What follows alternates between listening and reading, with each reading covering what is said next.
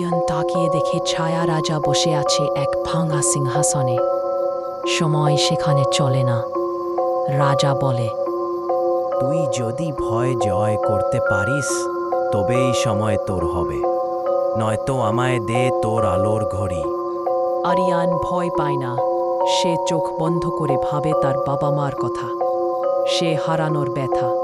সে বলে, আমার ভয় আমার শক্তি, এই ঘড়ি কাউকে দেব না। আলোর ঘড়ি জ্বলে উঠে ছায়া রাজাকে গলিয়ে দিতে থাকে। সে চিৎকার করে ওঠে। শহর আবার জেগে ওঠে।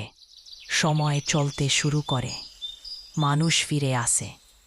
আরিয়ান দাঁড়িয়ে থাকে শহরের মাঝে, হাতে আলোর ঘড়ি। এখন সে সময়ের রক্ষক। কিন্তু পেছনে একটা ছায়া আবার নড়ে ওঠে। সময় কি সত্যিই থেমেছে?